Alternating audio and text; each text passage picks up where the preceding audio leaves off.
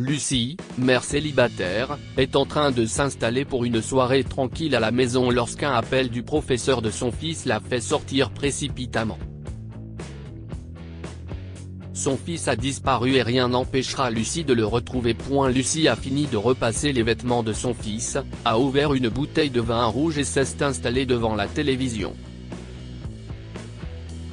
La petite maison de banlieue était calme parce que son fils, Patrick, était en voyage scolaire de camping. Il sera de retour le week-end prochain, mais pour l'instant, Lucie apprécie d'avoir un peu de temps pour elle. Lucie surfait sur les chaînes de télévision pour trouver quelque chose à regarder. Au moment où elle se décida pour un film comique, son téléphone sonna. Lucie fronça les sourcils lorsqu'elle a vu sur l'écran le nom du professeur de Patrick. « Bonjour, monsieur Rendal », dit Lucie, « est-ce que tout va bien ? Je suis vraiment désolée, mademoiselle. » Stevens, se lamenta monsieur Rendal. « Je ne sais pas comment s'y est-il arrivé, mais Patrick est perdu. » Le cœur de Lucie battait la chamade, et sa bouche s'asséchait comme le désert. Quoi ? Lucie a attrapé son vin et en a bu une gorgée. « Qu'est-ce ce que vous voulez dire, M. Rendal ? Comment a-t-il pu se perdre ? Je n'en suis pas sûr, mais je suis certain que nous le retrouverons bientôt. J'ai déjà appelé la police, et ils sont actuellement là-bas, en train de fouiller les bois. Envoyez-moi les coordonnées. » Lucie se leva. « J'y vais tout de suite. » Lucie est allée chercher un des vieux sacs à dos de randonnée dans le placard du couloir. Il était encore rempli de nombreuses fournitures de camping de base. Pendant ce temps, son téléphone a reçu un message de M. Rendal. Lucie monta dans sa voiture puis se mit en route. Elle voulait être là au moment où la police retrouverait Patrick. Lucie se rendit au camping. Il était situé dans une zone forestière assez éloignée, à la périphérie de la ville. Le gravier et la terre crissèrent sous les pneus de la voiture alors que Lucie suivait les anciens chemins forestiers pour atteindre l'aire de camping. Lorsqu'elle a débouché dans la large vallée où se trouvait le camping, le soleil était en train de se coucher. Monsieur Rendal, un homme qui avait l'air de sortir de l'université, l'attendait près du bloc sanitaire. « Quand est-ce que Patrick s'est perdu ?» demanda Lucie en s'approchant à grands pas de M. Rendal. Monsieur Rendal fronça les sourcils. « Nous avons fait une randonnée dans la forêt ce matin. C'était un sentier plus long et plus difficile, alors nous y sommes allés doucement. Je sais que Patrick était encore avec nous quand nous nous sommes arrêtés pour déjeuner. » Monsieur Rendal se passa les doigts dans les cheveux et soupira. « Mais je ne suis pas sûr du moment où il a été séparé du groupe. Quand nous sommes retournés au camping, il avait disparu. » Lucie a regardé les enfants qui se trouvaient près des tentes. Une partie d'elle était persuadée que Patrick devait être parmi eux, mais les visages tristes et sérieux des enfants lui disaient le contraire. Elle fixa ensuite les grands pins qui marquaient la lisière de la forêt. Penser à son fils seul dans la forêt lui fit monter les larmes aux yeux. L'un des camarades de classe de Patrick a sûrement remarqué qu'il s'était éloigné, dit Lucie. Vous n'utilisiez pas le système de jumelage ? Monsieur Rendal soupira. La copine de Patrick s'est blessée à la cheville et a dû être portée pendant la plus grande partie du trajet. Quant aux autres, je les ai tous interrogés. Je vais devoir faire un rapport à la commission scolaire, alors j'ai été aussi minutieux que possible. Au diable votre rapport. Mon enfant pourrait être blessé. Bien sûr, je suis désolé, mademoiselle. Stevens, c'était insensible de ma part, mais je suis sûr que Patrick va bien.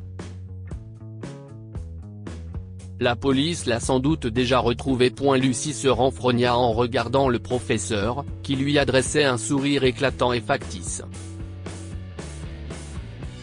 Il était clair que sa principale préoccupation était de savoir si cet incident affecterait négativement sa carrière et non la sécurité de Patrick.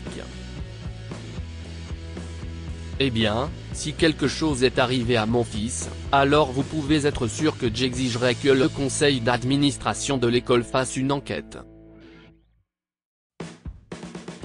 Lucie pointa du doigt Monsieur Rendall.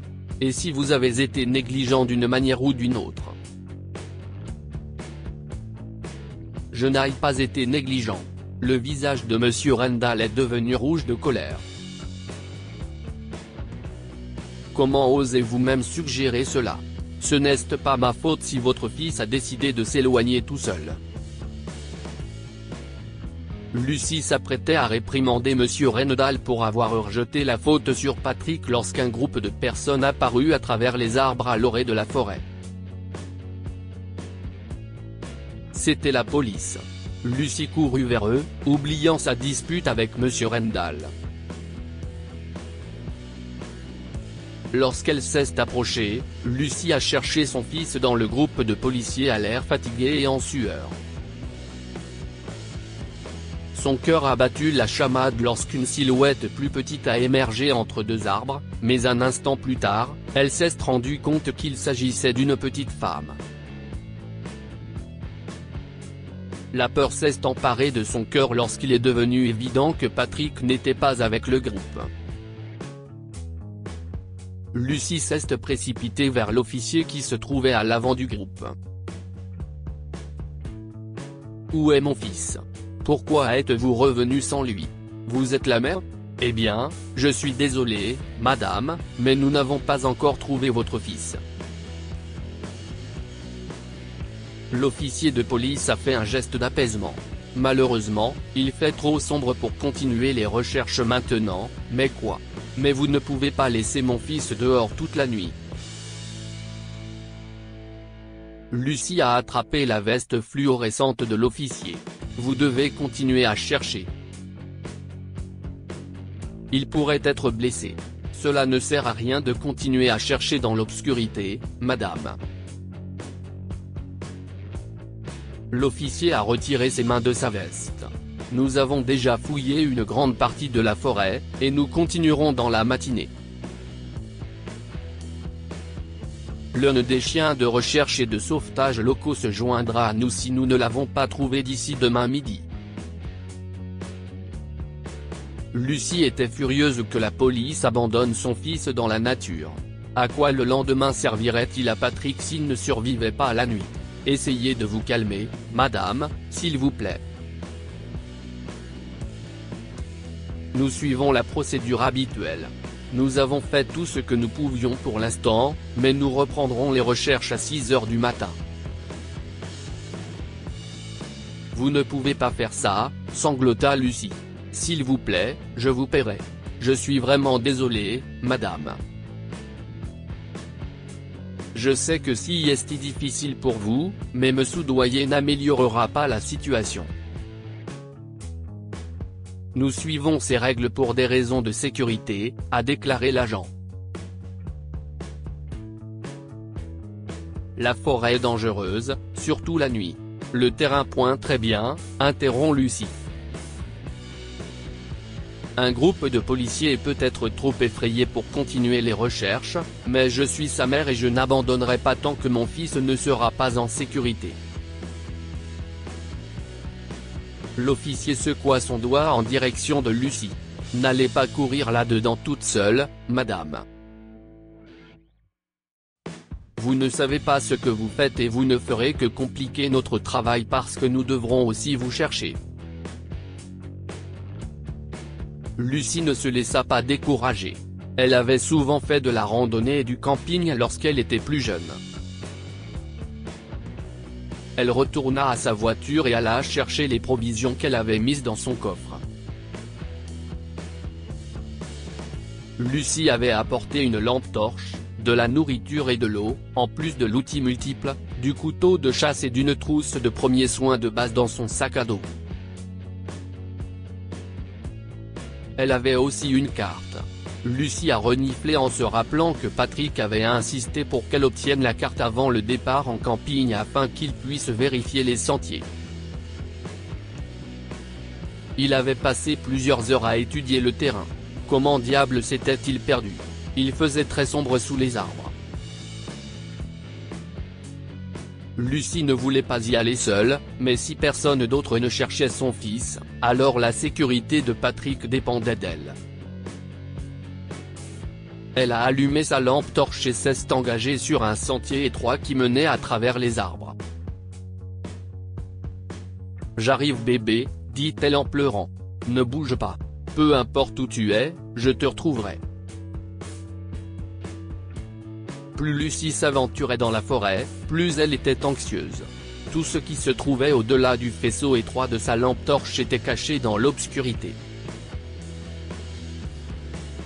Le bruit des insectes résonnait dans le lointain, mais tout autour d'elle était silencieux, à l'exception du crissement trop bruyant de ses bottes sur les aiguilles de pin qui jonchaient le chemin. Plus tard, Lucie a entendu des brindilles claquer tout près d'elle et s'est figée. Elle a tourné sa lampe vers le bruit et a vu des yeux rouges qui la fixaient sous une rangée de griffes menaçantes. Lucie a crié et a levé son couteau pour combattre la créature, mais ce n'était qu'un cerf. Ce qu'elle avait pris pour des griffes n'était que ses bois-poings ressaisis-toi, marmonna Lucie alors que le cerf s'enfuyait à travers les arbres.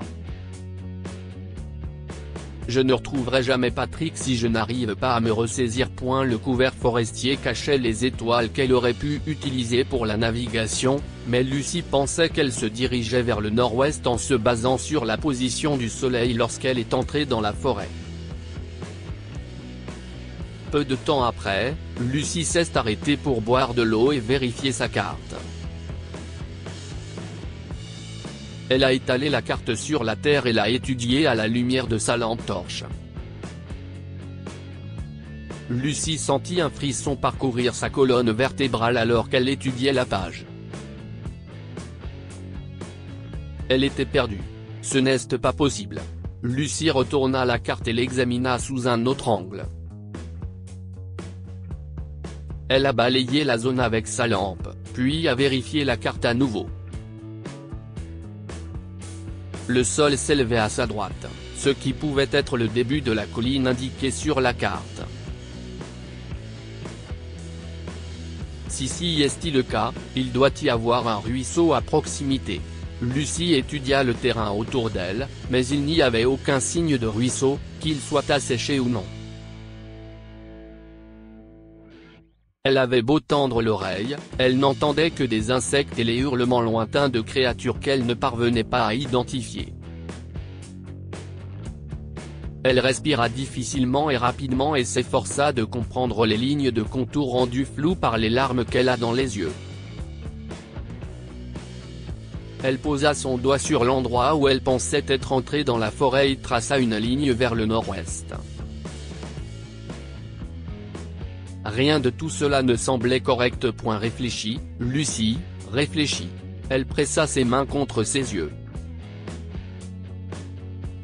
Si seulement elle avait emporté une boussole avec elle. Si seulement elle pouvait apercevoir l'étoile polaire. Mais ces fichus arbres étaient trop épais. Il devait bien y avoir un moyen. Lucie sursauta lorsqu'une idée lui est venue à l'esprit. Elle se dépêcha de ranger sa carte et commença à monter. Une fois qu'elle a atteint un terrain plus élevé, Lucie a sorti son téléphone et a ouvert l'application carte. « S'il te plaît, fonctionne », a-t-elle dit tout en tenant le téléphone en hauteur pour améliorer ses chances d'avoir de la réception. La mère célibataire s'est mise sur la pointe des pieds en tenant son téléphone en hauteur, mais cela n'a servi à rien. Elle était trop enfoncée dans la forêt. Un faible gémissement de désespoir lui échappa.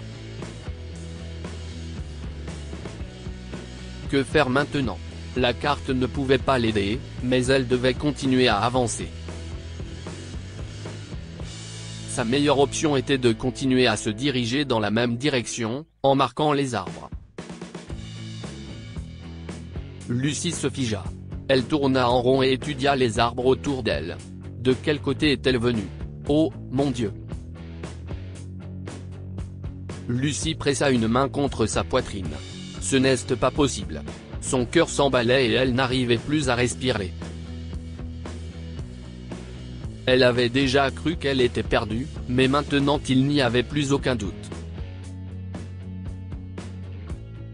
Lucie tomba à genoux et pleura dans les aiguilles de pin qui recouvraient le sol.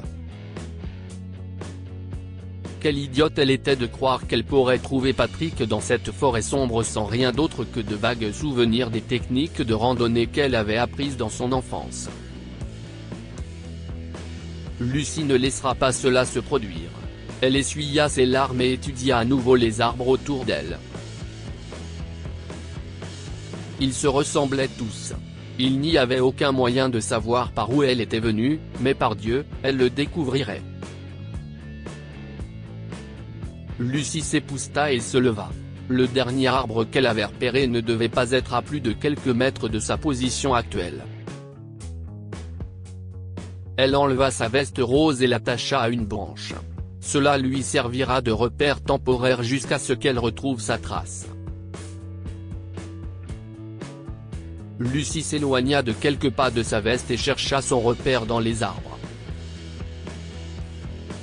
Elle ne l'a pas trouvé, alors elle a fait demi-tour et a réessayé dans une autre direction. Le froid qui descendit des montagnes de Ouachita provoqua la formation de chair de poule sur les bras de Lucie. Elle frissonna en cherchant. Chaque fois qu'elle retournait à sa veste, elle se demandait si cette méthode de recherche par essai et erreur n'allait pas finir par être une autre de ses idées stupides. De qui je me moque? Dit Lucie en claquant des dents. La seule chose que je vais réussir à faire avec ça, c'est de me donner de l'hypothermie. Mais même si elle pensait abandonner, Lucie ne pouvait pas renoncer. Son imagination évoquait des images de Patrick gisant au bas d'une pente raide avec un bras cassé, ou pire encore. Au cours des dernières années, le nombre d'observations confirmées de cougars a augmenté. Si Patrick était tombé sur l'un de ces grands félins, Lucie ne voulait même pas envisager ce qu'elle pourrait trouver de son fils si c'était le cas, mais aucune mère ne pouvait abandonner quand son enfant avait besoin d'elle. Lucie continua donc à chercher sa trace. Cependant, elle commençait à se fatiguer et trébucha sur un rocher. Elle a crié en roulant sur la pente et a reçu un tas d'aiguilles de pin et de terre dans la bouche. Heureusement, elle atteignit bientôt un terrain plat et s'arrêta. Lucie avait mal partout, alors elle s'est servie d'un arbre à proximité pour se tenir debout. Elle avait tenu fermement sa lampe torche pendant sa chute et l'utilisait maintenant pour vérifier ce qui l'entourait. Une ligne de broussailles aplatie et des traces de dérapage lui indiquaient l'endroit où elle était tombée. Elle jeta un coup d'œil à l'arbre contre lequel elle s'appuyait, et tout son souffle quitta son corps. Elle avait trouvé sa trace. Lucie a récupéré sa veste et s'est recroquevillée au pied de l'arbre marqué. Elle se rendait compte maintenant qu'un errant ainsi dans la forêt, elle finirait par se blesser. Il était plus prudent d'attendre l'aube et de continuer à ce moment-là. Les branches que Lucie avait ramassées dans la région prenaient facilement feu. Elle enleva les aiguilles de pin et les branches tombées autour du feu pour plus de sécurité et s'assit sur une grosse pierre. Lucie a bu de l'eau et mangé du bœuf séché pendant qu'elle se réchauffait. Lucie regarda les flammes vacillantes et s'est souvenue de la dernière fois qu'elle et Patrick sont allés camper, il y a 3 ans. Ils avaient parcouru le sentier du Marais Lily dans le parc d'État de Ponderosa et avaient terminé leur journée en faisant des s'mores près d'un feu de camp comme celui-ci. Comme elle avait encore faim, elle sortit une barre de céréales de son sac à dos. Alors qu'elle saisit l'emballage pour l'ouvrir, elle entendit à nouveau ce bruit. Cette fois, Lucie a braqué sa lampe torche entre les arbres et a cherché la source. Un engoulevent a poussé un grand cri et s'est envolé à travers les arbres. Lucie a failli crier, mais elle a plutôt ri de soulagement. Comme elle était bête d'avoir peur d'un oiseau. À ce moment-là, quelque chose a soufflé bruyamment derrière elle. Lucie s'est figée. Cela semblait beaucoup plus gros qu'un oiseau. Lucie s'est retournée et a regardé droit dans les yeux jaunes d'un puma. Lucie se leva d'un bond et lança le reste de sa barre de céréales sur le gros animal. Il a grogné. Elle tourna en rond pour mettre le feu entre elle et l'animal. « Dégage !» a-t-elle crié. « Pars !» Lucie donna un coup de pied dans la terre en direction du puma et agita les bras en l'air.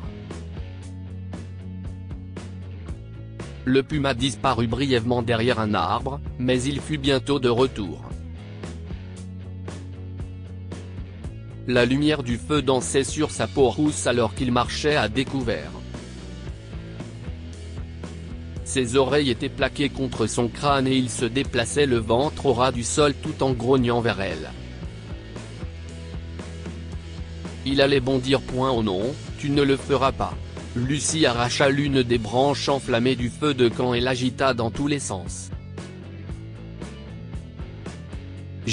Espèce de chat stupide.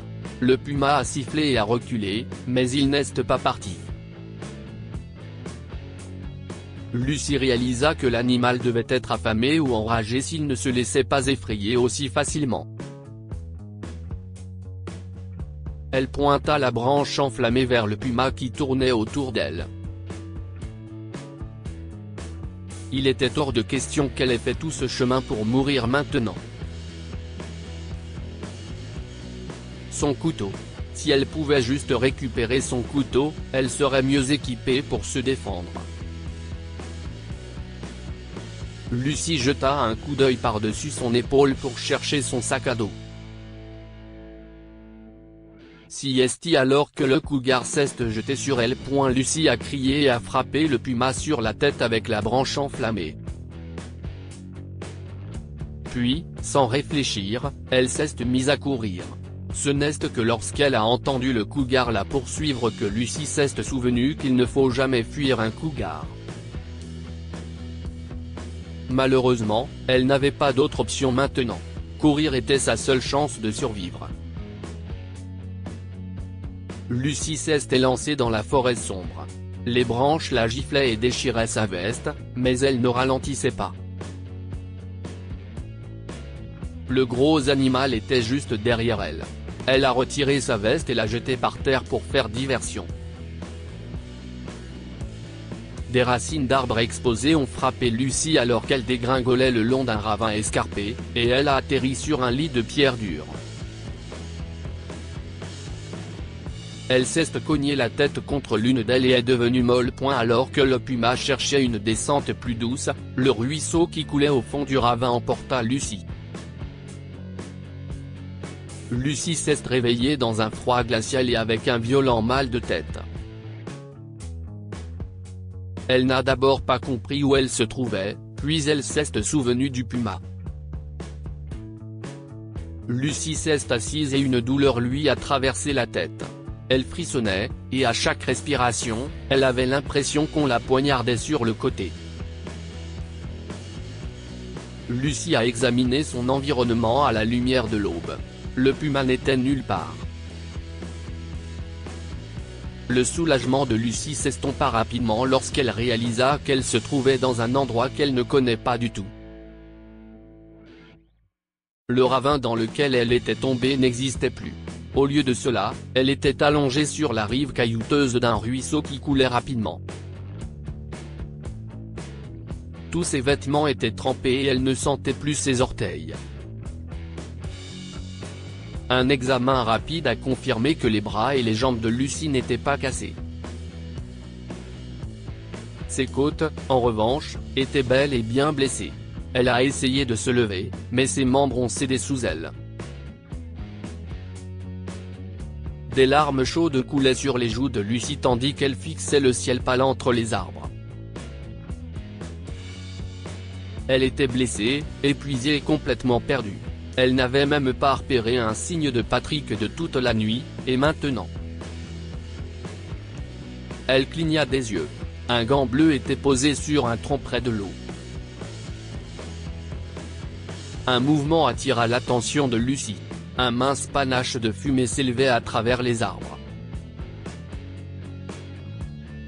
Il devait y avoir quelqu'un dans les parages. Lucie a rassemblé toutes ses forces et sa détermination pour se lever, puis elle a rampé vers la fumée.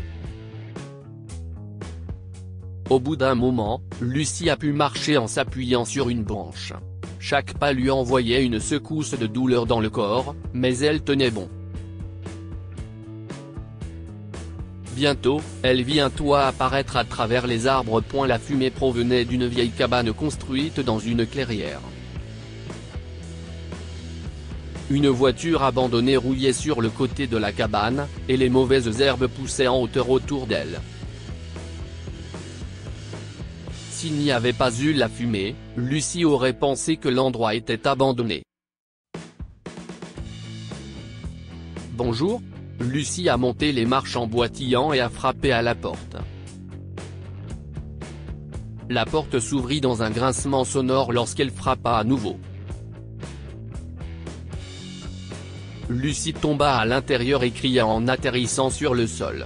Une petite silhouette est apparue au fond de la pièce. « Maman ?» Lucie a sangloté de soulagement en entendant la voix de son fils. « Patrick, si est-ce toi ?» Les pas de Patrick tonnaient sur les vieilles planches de bois alors qu'il se précipitait pour rejoindre Lucie.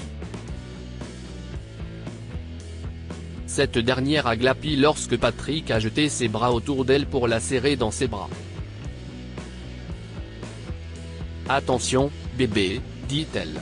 Pas si fort. Tu es blessé ?» Patrick s'est penché en arrière pour froncer les sourcils. Qu'est-ce ce qui s'est passé?